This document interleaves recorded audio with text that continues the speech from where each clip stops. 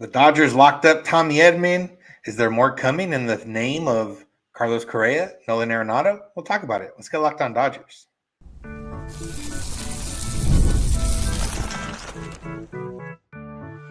You are Locked On Dodgers, your daily Los Angeles Dodgers podcast. Part of the Locked On Podcast Network, your team every day.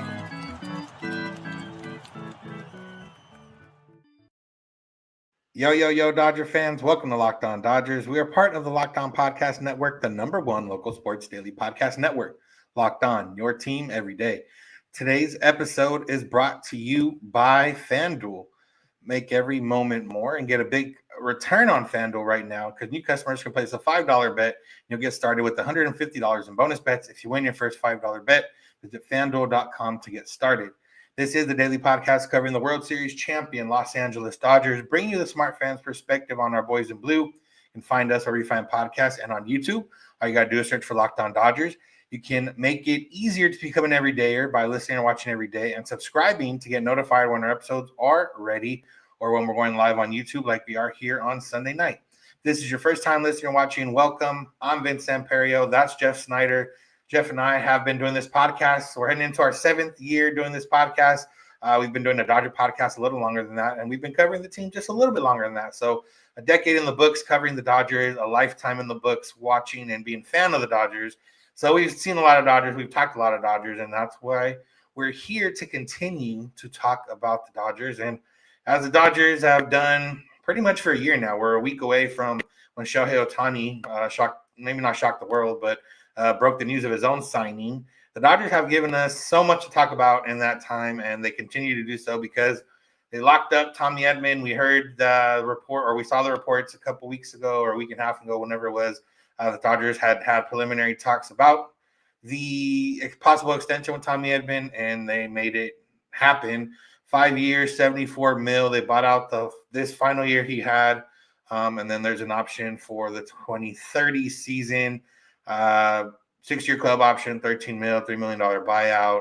He gets a $17 million signing bonus, and about a third of the overall value of the deal is deferred because we know fans, maybe not of the Dodgers, but of other teams, are very concerned and worried about deferrals when it comes to the Dodgers and not anybody else.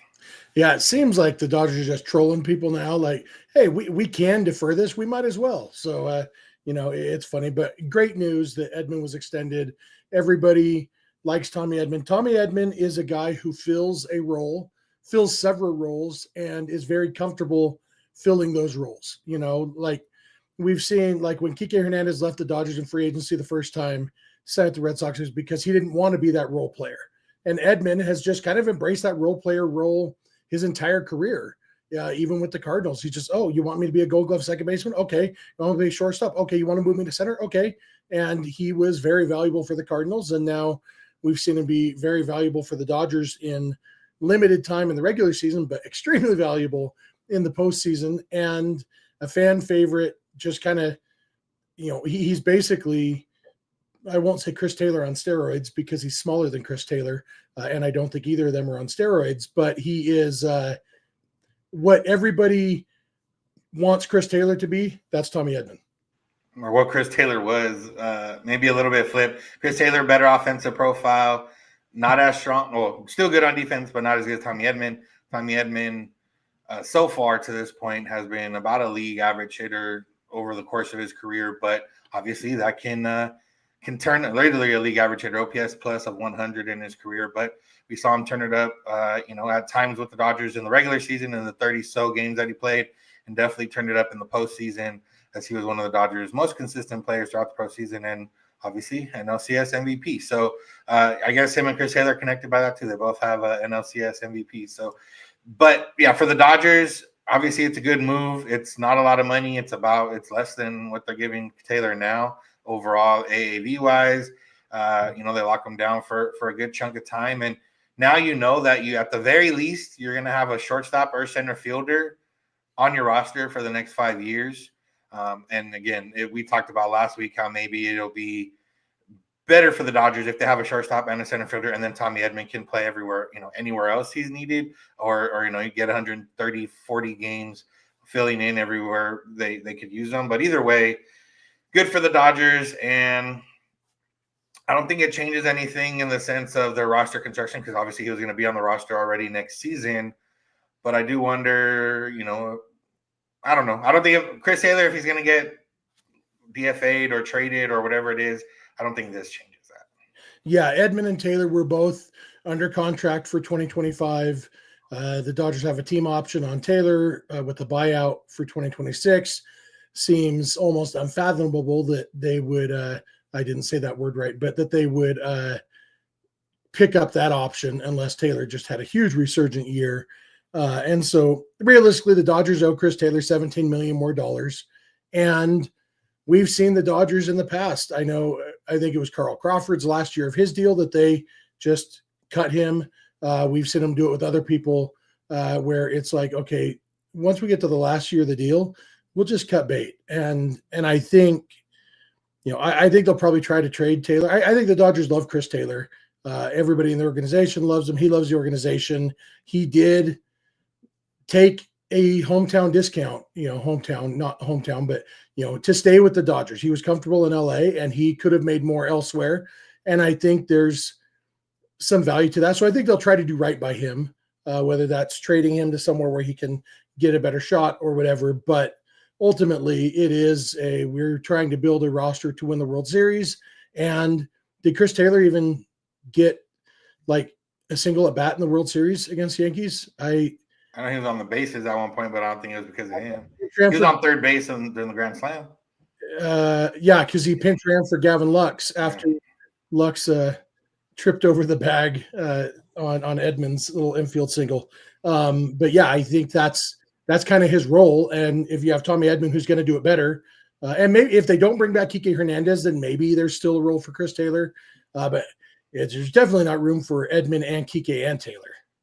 Yeah, I think the one maybe prospect this could change is a guy like James Outman. Like at the very least, Tommy Edman can be an everyday center fielder, and the Dodgers have other guys, Dalton Rushing, and even Mookie Betts if they really want to in the outfield, and if they re-sign Teoscar or sign somebody else, for a guy like James Outman who's taking up a 40-man roster spot at this point, you kind of think, well, he's probably not the center fielder of the future for the Dodgers. Even Andy Pages, in theory, should hopefully improve on defense. If not, he's a really good outfielder in the corners. And, maybe they think it's hard to trade a guy at low value, but there might be a point this offseason where the Dodgers need roster spots. And, a guy like James Outman, who might not have, a long-term – realistically, he's not going to be a starter anymore unless a lot of things happen. And even last year, there was some injuries and, he didn't get the call up. And if he did get the call up, he didn't take advantage of it. So.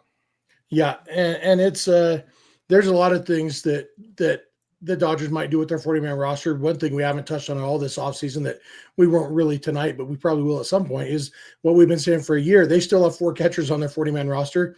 No team needs 4 catchers on their 40-man roster. And so, you have to think Diego Cartaya and or Hunter Fiducia are going somewhere.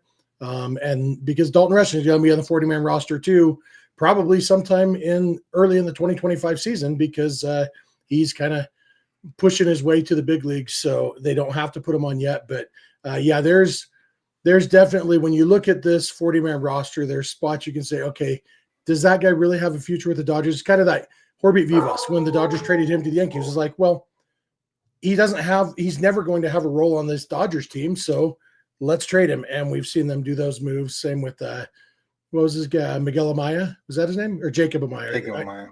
There's 2 Amayas. And so Jacob Amaya, those kind of moves, I think we're going to see some of those this offseason too. Yeah. One of those moves could potentially happen. If another move happens, we got 2 names, Carlos Correa, Nolan Arenado. We're going to talk about Carlos Correa next, so make sure to keep it locked on Dodgers. Today's episode is brought to you by FanDuel. Get ready to tackle the NFL action with FanDuel, America's #1 sportsbook. Because right now, new customers can bet $5 and get $150 in bonus bets if you win. And then it can all be done with the FanDuel Sportsbook app. It gives you everything you need to place live bets on the NFL all in one place. If a team goes down, the Cardinals were playing the Vikings. The Vikings are 9-2.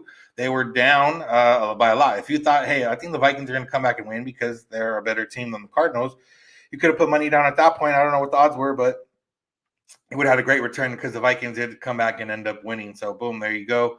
The FanDuel Sportsbook app, you can bet before the game, in game, whatever it is. You get a hunch in the middle of the game. You can check out the latest stats, view the live play-by-play, and so much more on the same plays where you place your bets. So go to FanDuel.com to join today. And you'll get $150 in bonus bets if you win your first $5 bet. Keep betting against the Raiders. I know they almost beat the Chiefs, but again, they did not. So that's how it goes. It's FanDuel.com to get started. Never waste a hunch and make every moment more with FanDuel, official sportsbook partner of the NFL. I want to thank you for making Locked On Dodgers your first listen of the day, or your last listen, or any listen throughout the day. I know with us going live on YouTube now, it's not always your first listen of the day, but you can listen right now and then listen again in the morning, and it can be your first listen. Either way, whatever part of your day we are a part of, we appreciate it. We had one listener last week tweet at us that there was not that much traffic on the road, and he got to work faster than he thought. And he didn't get to go through the episode, and then he sat in his car and finished the episode and then went to work. So, that's just dedication. That's just the dedication we appreciate. And that's our buddy Ray. He's an insider. Oh, even better. So, boom. Remember, you can check out Locked On Sports Today, Locked On Sports Los Angeles. Those are 224/7 streaming channels from the Locked On Podcast Network on YouTube, bringing the biggest news and stories from the sports world and the LA sports world. All right, Jeff, let's talk about Carlos Correa, a name that we talked about in the past. And, we had even gotten ourselves to the point where we wanted the Dodgers to sign Carlos Correa when he was a free agent. Ultimately, he obviously didn't do that. He signed, he agreed to deals with 3 different teams, but he ultimately signed with the Twins. And Carlos Baerga, a former MLB player, and he's someone who's tried to be an insider, but he's gotten a lot of reports wrong so far. But this one wasn't necessarily a report, just saying if Carlos Correa was to get traded, who would make sense. The Twins are a team that, maybe doesn't want the payroll or wants more payroll flexibility and doesn't want to pay Carlos Correa whatever he's making, which isn't that much in the grand scheme of things. But either way, Carlos Correa, the Dodgers do have an opening in a sense at shortstop, and they could get him maybe for cheaper than prospect-wise than they could think. Yeah, and there's a few different angles to look at this from. Obviously, there's the baseball angle, there's the money angle, and there's the 2017 cheating cheaters angle. And you and I, everydayers from last offseason, know we had basically eventually talked ourselves into, if it's good for the Dodgers on the field, we're fine with it.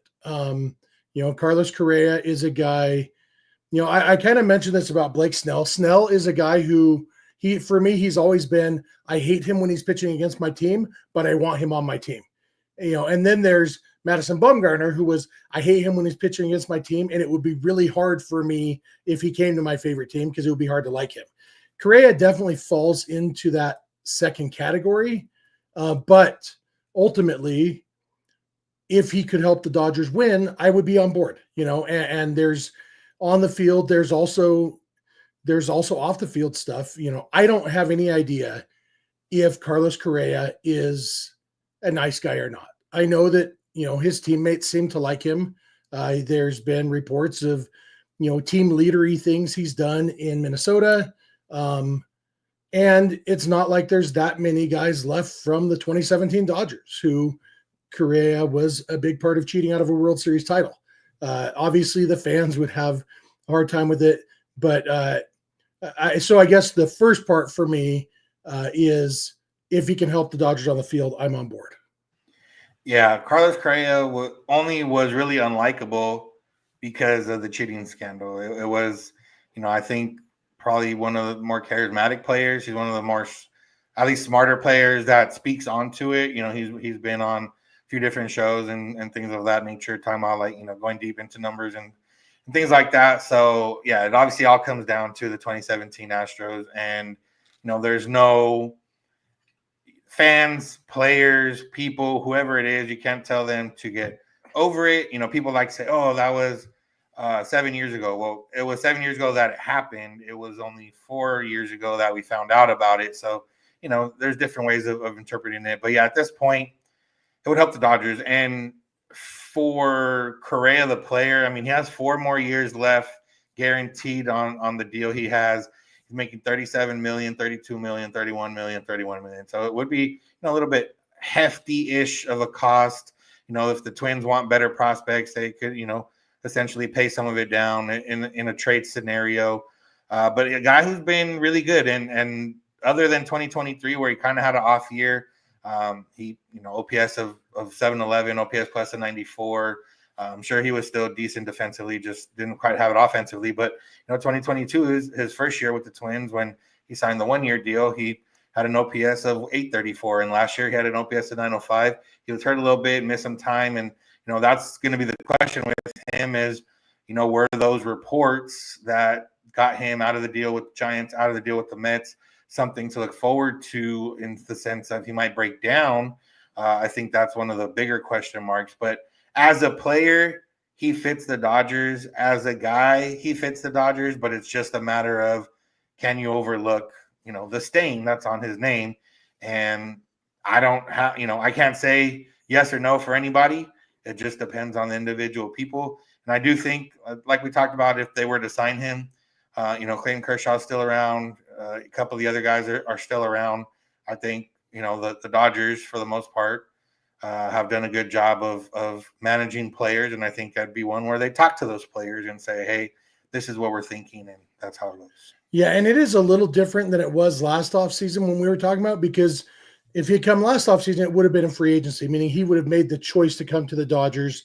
And, maybe that buys a little goodwill with the fans. If nothing else, he comes in eyes wide open of, he's going to have to win over the fans. If he was to get traded to the Dodgers, I think that makes it a little bit more of an uphill battle for him to get that buy-in from the fans. On the field, my big concern is that, he's really only played what you could call a full season 3 times, if you include the shortened 2020 season. He played 153 games in 2016, played 148 games in 2021, and he played 58 of the 60 games in 2020. Every other season of his career, the other 7 years, he's had injury issues. And, it looks like he's still a solid defensive shortstop, probably not elite like he used to be, but still well above average, which is good.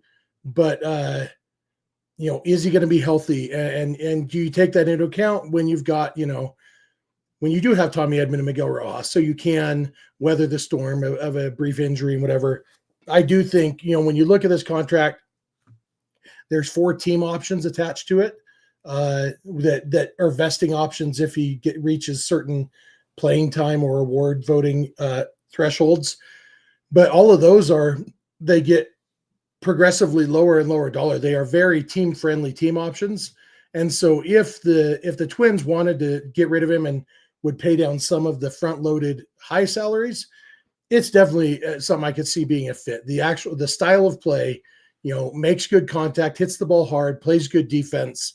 I think he could fit in really well on the Dodgers, even though it would take fans a little while to get used to it. Yeah, I think the biggest part, anytime, like the Dodgers obviously have the ability to take on more risk when it comes to players, just because they usually have the depth to withstand it. And, if you didn't think they had the depth to withstand it, all you have to do is look at the last 2 seasons, and the fact that they still ended up winning the division, still ended up being one of the best teams, getting the bye. Like it shows that they are ready for that type of stuff. And, similar to, talking about pitchers and guys that maybe aren't going to make 30 starts, but can give you 20 starts and then be good in the postseason. Carlos Correa could be like that. Maybe he gets one day a week off, like guaranteed or something like that. And, obviously paying all that money for somebody that is not going to be a 155 plus game player. Some people might quibble with that, but at the end of the day, like that's what it would be. And if he works out, obviously, 2017 numbers thrown out, he still has pretty solid overall numbers. His last time in the postseason in 2023, he hit 429 and 400 in the 2 series, obviously small sample sizes, but 9 hits in 6 games. So he still brought it in the postseason. And yeah, like I said, I don't know how likely or even if this is something even being discussed, but if it were to be discussed or if it were presented to the Dodgers, I do think they'd be interested. Yeah, and a lot of people in the chat are talking about the clubhouse things. And yeah, the Dodgers won't trade for him if it's going to be a clubhouse issue. The Dodgers seem to have a really good grasp on team chemistry and all of that, and aren't going to do anything to jeopardize that. But if the players say, and like I've said about Juan Soto, I think being teammates with Mookie and Ohtani and Freddie is going to be a good influence on anybody, even the least likable guys. And Soto was one of the most likable guys before he became a Padre. Correa, has always been one of those guys who you only like him if he's wearing your team's uniform. But, if he was wearing our team's uniform and playing well, we'd probably learn to like him. Yeah, so we'll see what happens there. The other name we had was Nolan Arenado. The Dodgers were linked to him officially now, and Nolan Arenado posted a Kendrick Lamar song that mentions the team we root for in the name. So we'll talk about that. So make sure to keep it locked on Dodgers. Today's episode is brought to you by Game Time. Whether you're trying to go to a sporting event, music, theater, comedy, whatever it is, Game Time can help you out. And, I know they've helped me out a few times. I'm someone that loves to go to live events, I love going to sports events. Game Time is there for you to give you the best prices, especially if you're, just kind of waiting until the last minute and boom, Game Time's there because, it's in the name all the way down to Game Time. So Game Time has a new feature right now called Game Time Picks, which makes getting tickets even easier for those events because it filters out all the fluff and shows you only the incredible deals on great seats. So you don't have to waste time searching through thousands of tickets. Just get the premium, the cream of the crop, the top of the trade, whatever it is. Game Time Picks can help you out. And not only does Game Time have Game Time Picks, but they also have their all-in pricing, seat views, lowest price guarantee, and the Game Time ticket coverage, all to help you out and have the best way to get into live events. So take the guesswork out of buying tickets with Game Time. Download the app, create an account, and use code LOCKEDONMLB for $20 off your first purchase. Terms apply. Again, create an account on the Game Time app. Redeem code LOCKEDONMLB for $20 off. Download Game Time today. What time is it? Game time. Want to thank you for being an everydayer. If you are one, an everydayer is just someone that listens or watches every day. I want to thank you once again if you're a Locked On Dodgers insider, which is someone who subscribes to text from us with any Dodgers news updates, show updates, all that type of stuff. All you got to do is go to joinsubtext.com/LockedOnDodgers, and you can become a Dodgers insider. It's especially great for the offseason. And, if you're not around to be online every day, all day, or if you have, jobs and stuff like that, you can get text directly from you with all those Dodger updates. It's just a few bucks a month. So joinsubtext.com/LockedOnDodgers. All right, Jeff. So Nolan Arenado is a guy that's, been linked to the Dodgers on and off for a while now. And it's one this offseason where we've seen that the Cardinals are open to trading him. He hasn't really been officially linked to the Dodgers. People are just always going to say Dodgers, Dodgers, Dodgers for almost any guy available. But now we have a link from Randy Miller, says that the Dodgers could be in on it. Nolan Arenado, I'm sure. He didn't have social media before, and now he does. And he posted on Instagram just a picture of him walking, or I think it was his back facing us. But the song Dodger Blue from Kendrick Lamar's new album was the song that he chose for the photo. So, people are obviously going to run away with that on social media. But, regardless of that part, I think we've talked about it a little bit, but I don't know. Arenado a few years ago we were gung-ho about it. I don't know if I even want him at all right now. Yeah, it's kind of funny. Like, to have this conversation, I feel like I have to take the devil's advocate stance of, well, here's why it might make sense, which is weird for Nolan Arenado because in the past it's always been, yeah, go get Arenado, But the fact is right now, I mean, Max Muncy was better on a per game basis than Arenado last year. Arenado struggled defensively a lot, but then at the end of the season, he had a big resurgence. And so ultimately, Arenado's still a better defensive third baseman than Muncy. Probably always will be. He's 8 months younger than Max Muncy, and so it's unlikely that age is going to catch up to Arenado quicker than it catches up to Muncy. And so, Arenado will always be a better defensive third baseman than Muncy. But offensively, they're very different hitters. But the fact is, Muncy was better last year. Arenado has a much higher ceiling offensively. Muncy, we know what he is. Muncy is never going to, has he ever gotten any MVP? So he's finished as high as 10th in MVP voting. And that's his peak. Arenado has finished third twice, fourth, fifth, sixth. Yeah, third 2 years ago. Yeah, so he has 1, 2, 3, 4, 5, 6 top 10 MVP finishes. That's who Nolan Arenado is at his peak. But how much we're coming off 2 straight years where he was down defensively and down offensively. Like the last 2 years, his OPS plus combined is 104. And that's, Muncy, by comparison, the last 2 years combined is, wait for it, 125. Muncy is a better hitter than Arenado right now. And so the question would be, is there somewhere else you can move Muncy to? And I saw a comment earlier in the chat about how Muncy used to play second base. I think that ship has sailed because Muncy at second base was before the shift was banned. I think Muncy's success at second base was because the Dodgers were able to be very, very good at positioning him. And I don't think he has the athleticism to play second base anymore. And so really, if you're looking at Arenado, it's because you're looking to the future beyond 2025. Muncy's under contract for 2025, $10 million team option for 2026. So if you're thinking about somebody like Arenado, who's under contract for a couple years beyond that, just 1 year beyond that, actually. So yeah, it's I don't know, unless the Dodgers see something that they think they could really, really get a resurgence and go back to that top 10 MVP guy out of Arenado, it's hard to see it happening. Yeah, and the one thing you think was, okay, maybe the Dodgers, they already started platooning Muncy a little bit toward the end of the season, and you can think, okay, well, maybe Arenado, they have a platoon at third base.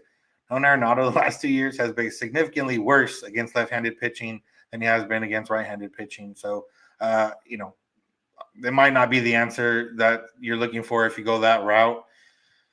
Yeah, I don't know. It just doesn't seem like the only thing you can really bank on is one, yeah, they see something with this swing, or two, you think maybe he just got over St. Louis. Like, he had the really great year 2 years ago, and then they were last place last season, and then they were a middling team. I think they finished in second place this year, but, they were never really a factor in the regular season, and Arenado and Goldschmidt were really, really, really bad. So, the Cardinals kind of went to the youth movement, and that's kind of why he might be pushed out now. So if Max Muncy wasn't here and the Dodgers were looking for a third baseman, I would say, yeah, see what you can see, how much the Cardinals are willing to pay down. The Dodgers, can deal from a little bit of depth and sense of prospects, and, you see what can happen. But with Max Muncy here, and they are already limited on roster spots as it is, with, Rojas already re-signed, and, Lux at this point on the roster when Mookie's supposed to play infield, and we don't know how that's going to go, and, everything else. It would, and I don't think, as much as we know that, we've seen Cody Bellinger, we've seen Jock Peterson, we've seen Kike, like we've seen fan favorites come and go. But, Max Muncy, when he's still a serviceable player, going at the expense of Nolan Arenado, who's coming off 2 down years, I just don't see that happening. Yeah, and I guess one other devil's advocate position would be, if we were having this conversation a year ago, we would be talking about it being Muncy, who was coming off back-to-back down years. And then in 2024, Muncy had a great year offensively, except for the fact that it was only 73 games because he was hurt for a long time. And, there may be concerns on the Dodgers side about Muncy's body type / durability, and I think I'm allowed to say that because my body type is significantly worse than Max Muncy's. So I think that's okay. But yeah, the fact is Nolan Arenado is a more impressive physical specimen than Max Muncy. And so they may be looking at those aging curves and thinking, okay, well, Muncy's 8 months older than Arenado. Same baseball age. They were both their age 33 season last year. Who do we think is going to age better over the next 2 or 3 years? And I don't think it's an unreasonable opinion to think that Nolan Arenado will age better than Muncy, and that might lead them to believe that Arenado in 2025 and or 2026 will be a significantly better player than Muncy. And the fact is, when you look at Arenado's contract, it's long, but the Rockies are still paying some of it, and so what the Cardinals owe Arenado is $27 million this coming year, $22 million the year after that, and $15 million the year after that. If the Cardinals are willing to eat some of that, and get down so the Dodgers are only paying Arenado, say, $20 million a year for the next 2 years, and then the $15 million the third year, then the money is closer on Muncy, and then you can just look straight up, who do we think is going to be the better player? And if they, Arenado is a better contact hitter. So maybe if the Dodgers decide that they want to value, looking at what the Padres did, for example, this year, Dodgers try to put a little more emphasis on contact hitting. Maybe Arenado makes sense there. There's a lot of ways I could talk myself into this, but I was all aboard the Arenado train 2-3 years ago for sure, even with the long contract. But at this point, it's something I would have to talk myself into. Yeah, and I don't know, when we're talking about, I know Nolan Arenado is a better defender than Muncy's been, but if you've ever seen Nolan Arenado run, I don't know if you'd call him a physical specimen. He's very slow and does not look like he's. I'm talking like just if when they stand in front of the mirror with the shirt off. That's all I'm talking about. Yeah, well, because that's he looks old already. He looks old already. That's what I'm saying. Yeah, like if you're talking about who's going to break down in the next few years, Nolan Arenado's body looks like it's already broken down the way maybe. He moves. Yeah, maybe. So, but again, I don't see this happening. Like I said, for a lot of different reasons. But it's the Dodgers are going to be in the mix, and the thing is, like when the Dodgers are in the mix, I don't think people are lying all the time. I definitely think the Dodgers called and have talked to the Cardinals and said, hey, what would Nolan Arenado trade look like, or what are you guys thinking, or what are you guys looking for? I don't doubt that that's happened. I don't expect it to go beyond that, but you never know. Yeah, and we do have an everydayer who's he works at a restaurant in Orange County, and he served Nolan Arenado's parents a couple years ago, and they told him that Arenado really wants to play for the Dodgers. So, it doesn't get more official than that. Yeah. What did we have last year? For Ohtani, we had the Korean restaurant owner, I think.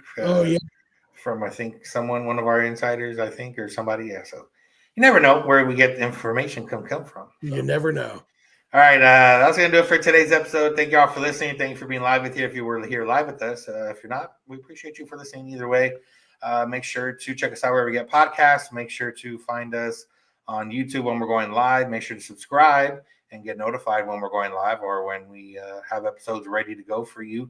You can find us where we find podcasts and on YouTube. You can check out Locked On Sports Today and Locked On Sports Los Angeles on YouTube. Those are 2 24/7 streaming channels from the Locked On Podcast Network. You can go beyond the podcast, become a Locked On Dodgers insider at joinsubtext.com/Locked On Dodgers. You can find us on social media, Twitter, Instagram, and TikTok at Locked On Dodgers. Jeff is on Twitter at Snydog. I'm at Vincent91.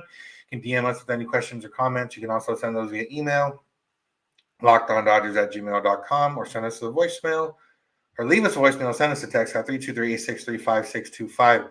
We're here every weekday morning, and we hope you'll be here with us when you get in your car. If you're at home, text my device by podcast, Locked On Dodgers. And remember, you don't have to agree. You just have to listen. Have a good one. We'll talk to you tomorrow.